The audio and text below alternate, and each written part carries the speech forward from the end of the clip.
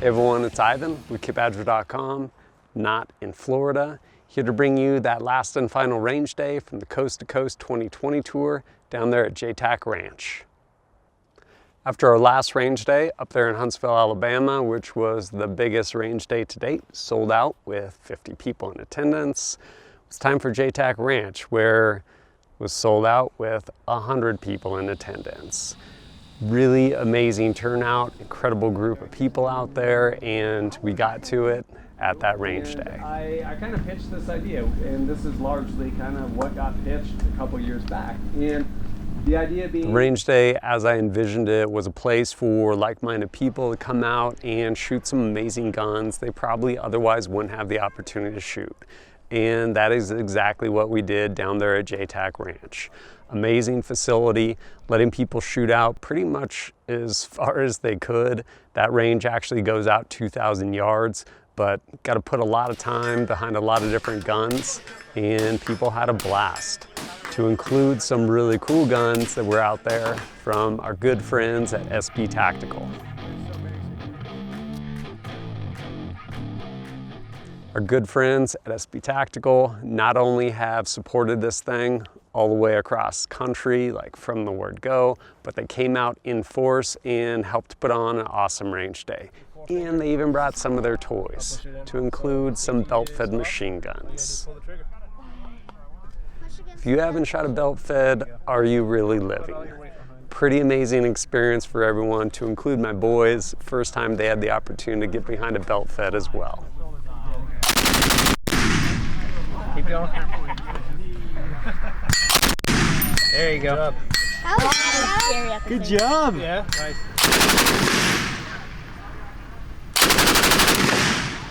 Get some. Good job. Yeah.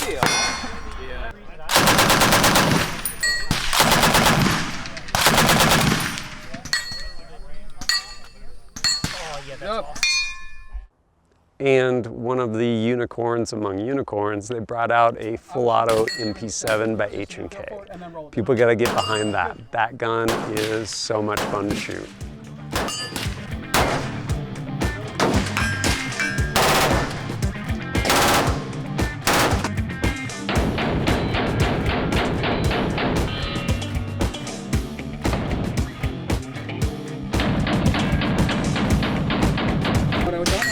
When you pull the trigger, just pull it, let it go. Don't hold down on it, okay? Just give it like a squirt, and I'm gonna hold you right here. When you're ready. Okay, try it again. There you go. The lineup of guns we had was incredible. Pretty much every offering by Q, a couple really fun guns by Noveske, whether it's their 16-inch 5.56 or their 12.5-inch Leonidas pistol 308. That gun was a lot of fun to shoot, especially suppressed, super smooth. We also had some really fun guns sent out by Shooting Surplus, whether it was the SP5 by H&K or the TP9, which was definitely a big favorite,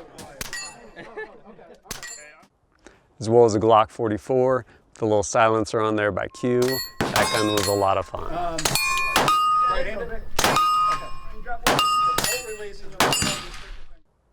People want to stretch stuff out. We had Rifle 301 by Sawtooth Rifles, my son's custom bolt gun in 243. Definitely got to stretch that thing out. And a lot of people are lining up to shoot the Fix and 6.5 Creedmoor. Great, lightweight, handy rifle. Also there, people had the opportunity to shoot the JTAC Industries ELF. Really neat little, basically compact bolt guns, little pistols. Offered in numerous calibers, essentially built off of, I believe, the Howa 1500 mini action. Really fun little guns, stretching them out a couple hundred yards with red dots. Across pretty much all the guns, people got to use various different EOTechs, whether it is the Voodoo variable powers or their holographic red dots. Great optics. Of course, 2020, you're like, how'd you get ammo to shoot? Well, good friends over at G9 Bullets loaded up the lion's share of the ammo for us. While they're known for actually some of their amazing bullets they actually make, like machine copper to include brass, external hollow points, all kinds of stuff like that. They loaded up a bunch of training ammo to include subsonic 9mm so that we could basically make this coast-to-coast tour happen. And as far as 300 Blackout goes, our friends right across the way down there in Florida over at Gorilla Ammo, they loaded up a bunch of Supersonic 300 Blackout. And my buddy Spiro over at Minuteman Munitions loaded up some Subsonic 300 Blackout so people could get the full effect shooting that minifix. So much fun with subs. There's a lot of people that made this happen, to include Thor Targets, been shooting their steel all the way across the country, and we had various targets of theirs set out there, and people were hammering away at them. Still going strong. Also, I would be remiss in not mentioning some people. When I first launched this, aside from corporate sponsors, which honestly carried the lion's share of the cost making this thing happen, there were some other people that really stepped it up. And those people were both Kevin Brittingham, Jamie Roscoe, and finally my mom.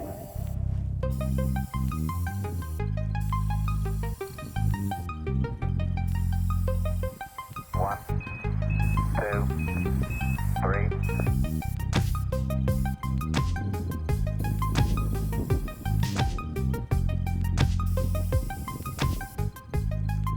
All those people shared in my vision of what I was trying to do and stepped up in a huge way. Incredibly grateful for your guys' support. This whole thing was made possible because a lot of people came together and helped make it happen. Whether it's people buying stickers in support of this or the actual attendees buying their tickets.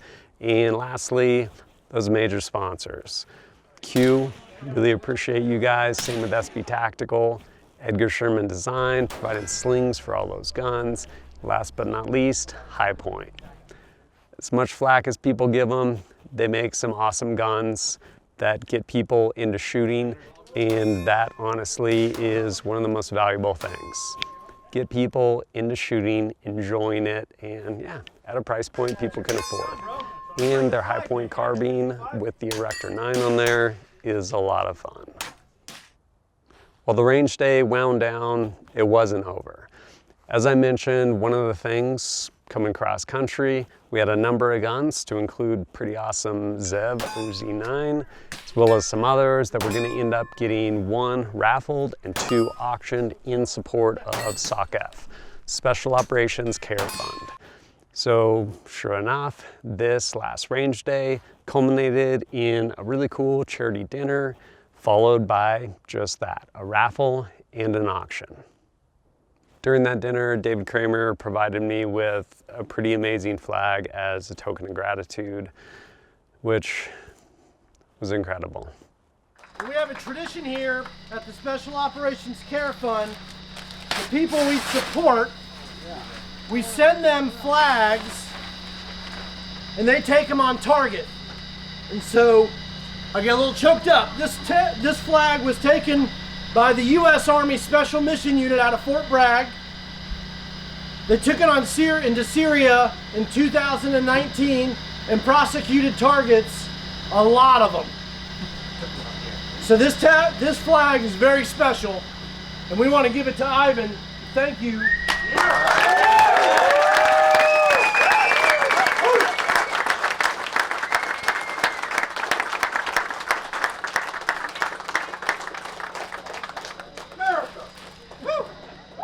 Not only did I manage to go cross country holding all these range days, but they're culminating at that last one at JTAC Ranch through the raffle as well as the auction. Was able to raise just over $25,000 in support of SOC-F. That's amazing. In part because SOC-F does really good work with the money they raise. So rather than someone like Wounded Warrior Project that basically pays salaries to the board of directors and all that stuff, and maybe a little fraction gets handed out. I don't know, maybe they buy people like coupons for the movies or Happy Meals or something like that. But conversely, SOC-F does really good work. What do I mean by good work? Well, that $25,000 they raised is going to get put to use. And one of the things they're going to end up doing, or one of the things that they do, which this money is going towards, is family counseling therapy. You're like, okay, well, no, it's bigger than that. Within the military, the divorce rate's really high. Within like tier 1 specialized units like CAG and Dev Group, it's even higher. It's difficult to maintain a family, period, let alone with all the stresses that those people go through. And to be able to maintain that family unit is arguably one of the most important things you could ever do.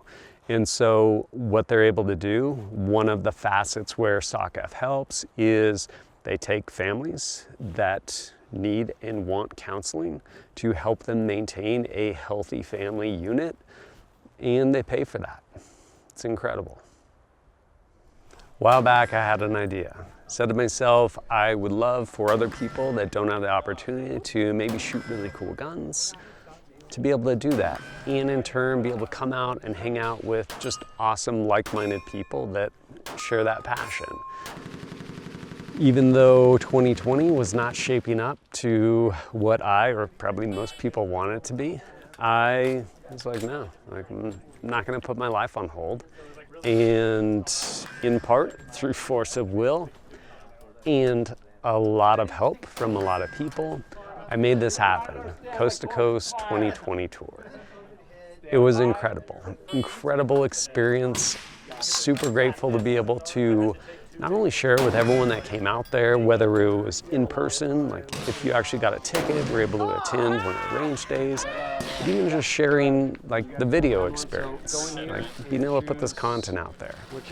Really grateful to do that. And on top of all of it, as much fun as I had at all the range days, going coast to coast with my boys this summer, probably one of the coolest things to date, hands down. That said, where does this put us? Well, first and foremost, once again, I want to thank everyone that helped make this happen. Incredible experience. So grateful to share it with everyone involved. And basically primed to do it bigger and do it better this coming year in 2021. This largely kind of was a proof of concept, and I proved it out. Like, it can happen, it can work, and I'm gonna do it bigger and better next time. There's a lot of things that got learned along the way during this coast to coast tour that, yeah, basically some of it just got tweaked along the way. Other things just became like blaringly, painfully obvious. Like, I probably shouldn't be the only one driving the bus. Like, I probably should just hire a driver, because that was very taxing. But all these little things that I essentially made notes of and was like, okay, next year we're gonna do it this way. Things will run smoother if we do X, Y, Z, things along those lines. So gonna do it bigger, gonna do it better. To that end, while I haven't mapped out the route, I will probably start doing that come, well, sooner than later. So I can basically start mapping it out, figuring out what the stops are gonna be. To that end, if you have a range that actually would facilitate what we're doing, i.e. be able to have at least 50 people there and be able to shoot at least 2, if not like 3,000-4,000 yards, the further the better. But again, at least like 250, 300 yards, and the ability to shoot on steel. If you have something that kind of fits those parameters, reach out to me. I would love to hear about that range and maybe see if I can make that a stop this next year with the Coast to Coast 2021 tour. But as always, thanks for joining us at kitbadger.com. Look forward to seeing you next time.